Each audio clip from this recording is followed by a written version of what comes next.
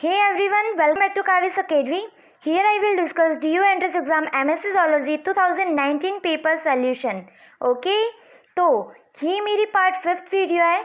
उसके अंदर हम 20 क्वेश्चन सॉल्व करेंगे और इसी वीडियो के साथ आपका 2019 का जो पेपर का सॉल्यूशन है वो होता है कंप्लीट. ओके, तो पार्ट 1 से लेके पार्ट 4 उसके अंदर भी 2000 के क्वेश्चंस को सॉल्व कराए थे. अगर आप मेरे चैनल पे न्यू है, अगर आपने वो वीडियो नहीं देखी है तो प्लीज़ मेरे चैनल पे विजिट करके उन सारे पार्ट्स को एक बार देख लेना. ओके, तो यहाँ पे आपको इस चैनल पे आपको DU entrance exam MSc zoology का एक मैंने सिलेबस बनाया था, मीन्स इंपॉर्टेंट टॉपिक्स PYQs की बेसिस पे, एंड उसका एग्ज़ाम का पैटर्न एंड कुछ PDF दे रखे हैं, वो आप डाउनलोड भी कर लेना PYQs के. ओके, तो आपको काफ़ी ज़्यादा हेल्प मिलेगी. तो अगर आप मेरे चैनल पे न्यू है तो प्लीज़ मेरे चैनल को सब्सक्राइब करना. और यहाँ पे आपको BHU, GNVU, बायोकेमिस्ट्री और जियोलॉजी के PYQs 2019 का पेपर सॉल्यूशन भी आपको मिल जाएगा, तो वो भी अगर आपको देखना है तो देख लेना. तो स्टार्ट करते हैं. Question number first, amino acid can be use for generation of energy because.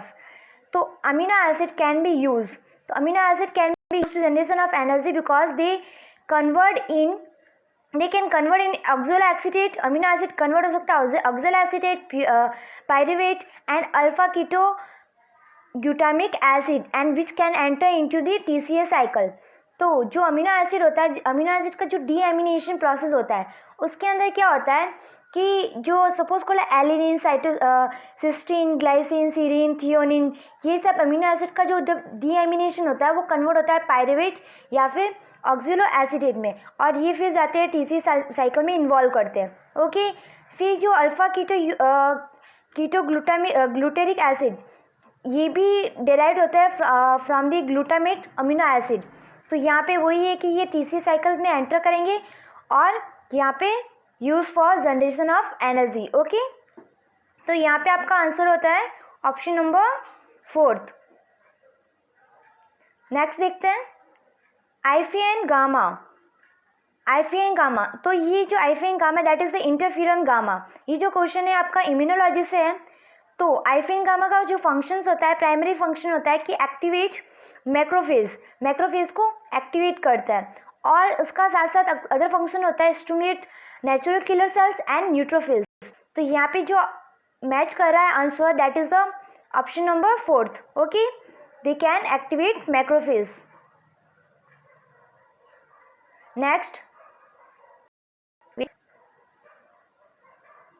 Bacteria with tuft of flagella found at one of pole is called as. तो यहाँ पे क्या दे रखा है, bacteria with tuft of a flagella, means कि जो bacteria है उसके ऊपर जो फ्लैजिला है ना, उसका क्या है, ग्रुप है, मीन्स मल्टीपल फ्लैजिला है. tuft मीन्स झुंड. Okay, at one of the cell pole, एक पोल के साइड में. तो इस टाइप की जो बैक्टीरिया होता है उसको हम क्या बोलते हैं, that is the lophotrichous. Option number 4 correct. Okay, अगर मान लो कि इसके ऊपर अगर ओनली वन सेल ही होती, वन फ्लैजिला ही होता, तो ऐसे बैक्टीरिया को हम बोलते हैं मोनोट्राइकस. ओके, अगर इस पे मल्टीपल साइड पे अगर ऐसे फ्लैजिला हो तो उसको बोलते हैं हम पेरिट्राइकस. अगर फ्लैजिला मीन्स एक यहाँ पे और एक यहाँ पे हो तो ऐसे हम बोलते हैं एम्फीट्राइकस. ओके, तो बट यहाँ पे क्या दे रखा है कि वन पोल पे, तो वन पोल पे है तो यहाँ पे आपका आंसर होगा that is the lophotrichous. Okay, now next, protected from fermentation used. So protected fermentation uses pasteurized media with low pH. Okay, so option number 3rd is correct. Next, which of the following is the first biological database? तो यहाँ पे first biological database is the gene bank, but यहाँ पे जो answer दे रखा है means की पे वो दे रखा है Atlas of protein sequence and structure. तो आप एक बार देख लेना, क्योंकि जो आंसर है वो आपका जीन बैंक भी है मेरे साइड से, बट आप अगर इस टॉपिक को पढ़ोगे तो आपको पता चल जाएगा कि आंसर क्या है. Okay, now next, a muscle cell actually refer to as muscles fibre. तो यहाँ पे आपका आंसर होता है muscles fiber. Option number 4th. Okay. Now, isoforms of actin present in all cells are called. तो एक्टिन की अलग अलग फॉर्म्स होती है, alpha, beta, gamma. So present in all cells, that is the beta. The repair mechanisms used for unreplicated chromosomes, है ना, with a break and no sister chromosome to serve as a template. So that is the answer. Option number 2nd is correct. That is the non-homologous and joining. Okay. Next, the larger poison claws of the centipedes are component of. तो यहाँ पे poison of maxipedes. Okay. Now, the meat-blastula transition in the point of development of amphibians when. तो blastula then ग्लास्टुला है ना. तो meet blastula की time क्या होता है, transcription of zygotic gene begins. यहाँ पे जाइगोटिक जीन्स बिगेंस. तो यहाँ पे आंसर होता है आपका option number 3rd. The ability of cell to response to a specific inductive signal is called. ये नॉर्मल आपको डेफिनेशन दे रखी है और इसका आंसर होता है that is the competent. Competent को हम ये भी बोल सकते हैं ability to response to particular signal. Means suppose को लिए ये सेंडर सेल है और ये आपकी इंडक्टिव सेल है, ये रिसीवर सेल है ना. तो सेंडर सेल्स क्या करेगी, सिग्नल्स को सेंड करेगी और ये जो रिसीवर सेल्स क्या करेगी, सिग्नल को एक्सेप्ट करेगी. तो जो सिग्नल की एक्सेप्ट करने की टेंडेंसी मीन्स ये इस सिग्नल को एक्सेप्ट कर रही है, that is known as the competence. Okay. Means the ability to receive that particular signal is known as competent, and also ability to cells response to a specific inductive signals. तो so that is known as a competent. Okay. आप ऐसे समझो कि sender कौन है, मैं हूँ, है ना. मैं आपको ये सारे क्वेश्चंस बता रही हूँ और आपको कुछ समझा रही हूँ. तो आप मेरी बातों को क्या कर रहे हो, रिसीव कर रहे हो. तो आप क्या हो, रिसीवर हो. ओके. अगर यही बात अगर मैं मैथ्स के स्टूडेंट को बताऊंगी तो उसकी काम की भी नहीं है. तो काम की नहीं है तो वो उस मेरे मैसेज को रिसीव क्यों करेगा, नहीं करेगा ना. मीन्स इसकी कंपेटेंट मीन्स ये सेल्स एबिलिटी नहीं है इसको रिसीव करने की. एबिलिटी किसको है, आपको है. तो आप क्या हो, कंपेटेंट्स. मीन्स आपके अंदर कंपेटेंसी, आपको जो सिग्नल है पर्टिकुलर सिग्नल्स की रिसीव करने की आपके पास टेंडेंसी है. ओके. तो यहाँ पे आंसर आएगा that is the option number 3rd. The endogenous pathway of antigens presentations involve is presentation of antigen to cytosolic T cells. So option number 4th is correct. Okay. Now, the dynamic function of the living systems are brought about interplay of weak chemicals interactions. कैसे interactions है, weak chemical interactions. Which of the following weak chemical interaction is the most important in determine the 3-dimensional structure of macromolecules. तो यहाँ पे macromolecules के week interactions की बात कर रही है. तो यहाँ पे हाइड्रोफोबिक इंट्रैक्शंस होता है, जो नॉन पोलर के बीच में इंट्रैक्शंस होता है ना, that is the hydrophobic interaction, और ये वीक इंट्रैक्शंस है. Okay. Now the term tunicate make refer to यूरोकोड टेस्ट और ट्यूनिक विच कंपोज ऑफ. तो जो यूरोकोड्स टूनिकेट्स, इसकी जो tunicates compose of that is the cellulose. Okay. तो यहाँ पे आपका आंसर होता है option number 1st. Now the algae at the beginning of the food chain in the following flow chart. Algae, जूप्लैंक्टन, small fish, squid, shark. Okay. तो algae है सबसे पहला आ रहा है, फिर जूप्लैंक्टन, फिर small fish and large fish. तो यहाँ पे होता है ना phytoplanktons, zooplanktons, small fish, large fish. तो सबसे नीचे है ये. ओके. तो यहाँ पे पूछा गया एल्गी के बारे में पूछ eight the beginning of the food chain is, ये क्या है. तो ये आपका है प्रोड्यूसर. क्या है ये, प्रोड्यूसर है ना. आपको इकोलॉजिकल पिरामिड्स पता होगा. तो सबसे पहले आता है प्रोड्यूसर, है ना, फिर primary consumer, secondary consumer, carnivorous. तो ऐसे सबसे नीचे होता है that is the algae, that is the producer. तो यहाँ पे algae as a producer work कर रही है. तो इसलिए आपका आंसर होता है option number 2nd. Okay. Now, unidirectional propagation of axon potential is ensured by the channel inactivation segments. Okay. Buffering capacity of hemoglobins is due to presence of the following amino acid. Buffering capacity किसकी वजह से होती है, कौन से amino acid की वजह से होती है इन haemoglobins of the haemoglobin, that is the histidines. Okay. तो जो हिस्टीडियन होता है as a buffering acid work करता है. तो आप अमीनो एसिड की प्रॉपर्टीज एक बार देख लेना. Okay. True and complete Metamorphosis is observing. तो मेटामॉर्फोसिस, कंप्लीट मेटामॉर्फोसिस का मीन्स होता है कि उसके अंदर कंडीशन होगी एग होगा. ओके.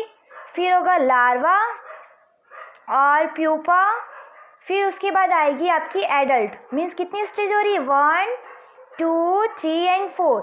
इन सारी स्टेज से जाते हुए जाएगा, फिर वो कंप्लीट जाके एडल्ट बनेगा. तो यहाँ पे egg, larva, pupa and adult. तो ये कंडीशन किस में होती है, ये कंडीशन मॉस्किटो के अंदर होती है. कैसे, देखो जो मॉस्किटो होता है, आपको पता है कि बारिश का मौसम होता है तो बहुत सारे मॉस्किटो तो आपने देखे होंगे. तो मॉस्किटो होता है वो एग ले करता है पानी के अंदर, है ना, पानी के अंदर एग ले करता है. तो ये जो एग ले करता है पानी के अंदर, फिर ये एग हैच हो जाता है. हैच होता है तो यहाँ से क्या निकलता है, लार्वा, है ना, लार्वा निकलता है. तो पानी के अंदर आपने ऐसे देखा होगा ना, छोटा छोटा सा लार्वा देखा ही होगा, कीड़े जैसे, है ना. तो लार्वा फिर वो कन्वर्ट होता है प्यूपा के अंदर. ओके. प्यूपा उस कंडीशन को बोलता है जो वो कुछ भी ईट नहीं करता बाहर से, अपने आप को इनएक्टिव रखता है. ओके. और अपने अंदर कुछ मीन्स मैच्योरेशन होना स्टार्ट होता है. मीन्स प्यूपा के बाद क्या आएगा, एडल्ट. एडल्ट में आपको पता है कि विंग का फॉर्मेशन होगा, उसके लेग्स का फॉर्मेशन, आई का फॉर्मेशन, इन सारी चीज़ों का फॉर्मेशन स्टार्ट होगा. फिर वो बनेगा एडल्ट में. ये सब सारी प्रोसेस से अगर वो ट्रांसफर होता है, that is known as the metamorphosis, complete metamorphosis. Second है आपका कॉकरोच. तो कॉकरोच के अंदर होता है या नहीं, कॉकरोच के अंदर लार्वा देखी क्या आपने, कि ऐसे इस टाइप का जो स्ट्रक्चर है ना, लार्वा देखी नहीं देखी, है ना. कॉकरोच का लार्वा होता ही नहीं. कॉकरोच के अंदर क्या होता है, एग्स होता है, फिर प्यूपा भी नहीं होता है, एग्स होता है, वो एडल्ट होता है. एडल्ट की साइज इंक्रीज होती रहती है, मॉल्टिंग करता रहता है और साइज इंक्रीज होती रहती है ना. ग्रास सुपर के अंदर भी यही कंडीशन होती है और सिल्वर फिश के अंदर भी यही होती है. इनके अंदर हमें लार्वास दिखाई नहीं देंगे. ओके. तो यहाँ पे जो कंप्लीट मेटामॉर्फ, कंप्लीट मीन्स जिसके अंदर चारों स्टेज हो, egg, larva, pupa and grasshopper, sorry adult, चारों स्टेज हो, that is the known as the complete metamorphosis. और ये कंडीशन आपको मॉस्किटो के अंदर मिलती है. तो यहाँ पे आंसर होगा आपका ऑप्शन नंबर फर्स्ट. नेक्स्ट, क्राइफस endotoxin obtain from Bacillus thuringiensis effective against. तो बेसिलस thuringiensis की स्टोरी तो हम तो 12th से पढ़ते आ रहे हैं, है ना, कि वहाँ पे क्राई कि इससे क्या क्राइफस जीन बाहर निकालते हैं और प्लांट्स के अंदर, जो कॉटन का जो प्लांट है उसके अंदर इंसर्ट करते हैं, ताकि उसके ऊपर जो बुलवॉर्म्स होते हैं वो उस पर अटैक ना करे, क्योंकि जो कॉटन्स के प्लांट को सारा वो कॉटन्स को ईट कर लेते थे, इन्फेक्टेड कर लेते थे सारे प्लांट्स को. तो इसकी वजह से साइंटिस्ट ने क्या किया, बेसिलस thuringiensis से क्राइफस जीन निकाला और प्लांट के अंदर जेनेटिक इंजीनियरिंग के थ्रू प्लांट के अंदर इंजेक्ट कर लिया, जिससे ये जो बॉल वॉर्म्स है वो उसको ईट कर देती तो डाई हो जाती थी, है ना. तो यहाँ पे ये पूछा गया है इफेक्टिव अगेंस्ट, किसके अगेंस्ट है, that is the bull worms. Okay. Now mark the incorrectly match pair. तो इनमें से इनकरेक्ट कौन सा है, जब भी कोनो ऐसे आया ना तो सबसे पहले उसको अंडरलाइन कर लो, क्योंकि क्या होता है ना कि हम इनकरेक्ट 9 ऑप्शंस को तो पढ़ते नहीं है, हम देखते हैं कि अरे कौन सा राइट है और एक राइट कर लेते हैं, है ना. तो आपको सबसे पहले ये चेक करना है, यहाँ पे क्वेश्चन में इनकरेक्ट और नो तो नहीं दे रखा है. ओके. तो यहाँ पे जो फर्स्ट ऑप्शन है that is the book gills in insect. तो क्या इंसेक्ट के अंदर बुक गिल्स होता है क्या, कहाँ होता है. इंसेक्ट के अंदर तो ट्रैकियल सिस्टम्स होते हैं, स्पाइरिकल्स होते हैं, इसकी जो बॉडी है उसकी साइड में ऐसे स्पेरिकल्स होते हैं, स्किन के थ्रू यहाँ पे फिर गैसेस का एक्सचेंज होता है. तो इंसेक्ट के अंदर बुक गिल्स नहीं होते हैं, तो इसलिए आपका ये आंसर होता है फर्स्ट करेक्ट. सेकंड देखते हैं, फेरिटीमा, इसमें क्लोज सर्कुलेटर होता है, नेरिस में पैरापोडिया होता है, मस्कुलर फेरिंग्स, एक्रेसिया. तो ये सारे ऑप्शन सही है। आपका जो इनकरेक्ट है वो तो आप देखते ही, वैसे अगर आपको इनके बारे में नॉलेज नहीं है फिर भी आप इंसेक्ट को देख के बुक गिल्स होता है क्या, ये भी कॉमन सेंस यूज़ कर लेते हैं, है ना। तो आपका आंसर होता है ऑप्शन नंबर फर्स्ट। ओके, तो इसी के साथ सारे पेपर होते हैं सॉल्व। ओके, तो अगर आपने पार्ट्स फर्स्ट सेकंड थर्ड नहीं देखा है तो प्लीज़ देख लेना। एंड अब आपको क्या करना है कि 2019 का पेपर एनटीए ने कनेक्ट कराया था, वो भी फर्स्ट टाइम। तो आपको अंदाज़ा हो गया होगा कि एनटीए सारे एरिया से आपको क्वेश्चन दे रहा है, मीन्स इम्यूनोलॉजी से दे रहा है, ह्यूमन फिजियोलॉजी से दे रहा है, टेक्निक से दे रहा है ना। मीन्स आपको मल्टी टैलेंटेड होना पड़ेगा यहाँ पे। तो इस कंडीशन में आप क्या करना है कि जितनी भी एमएससी एंट्रेंस एग्जाम्स की जो पेपर्स होते हैं उनको सॉल्व कर लो, है ना। काफ़ी ज़्यादा बेनिफिशियल होंगे। लाइक बीएचयू जूलॉजी का भी कर लो क्योंकि वो भी एनटीए कराती है, और भी बहुत सारी यूनिवर्सिटीज़ होती है बड़ी बड़ी, तो उनका आप लास्ट ईयर की पेपर सॉल्व कर लो तो आपको इससे काफ़ी ज़्यादा बेनिफिट मिलेगा।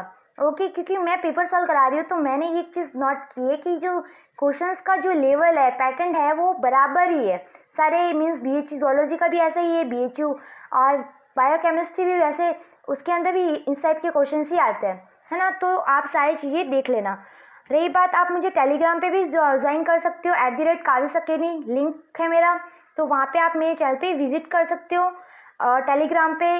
तो वहाँ पे आपको कुछ स्टडी मटेरियल मैं आपको प्रोवाइड करा दूँगी। ओके, तो अगर आपको कोई भी प्रॉब्लम हो तो प्लीज़ मेरे साथ शेयर करना और कमेंट में ज़रूर बताना कि अगर आपको वीडियो बेकार लगी, अच्छी लगी, जो भी, है ना, तो आप मुझे कमेंट में ज़रूर बताना। और भी अगर आपको कुछ रिक्वायरमेंट्स है तो वो भी मेरे साथ शेयर कर लेना। इस वीडियो को अपने फ्रेंड्स के साथ शेयर करना। Okay, so thank you so much for watching my video. Bye bye.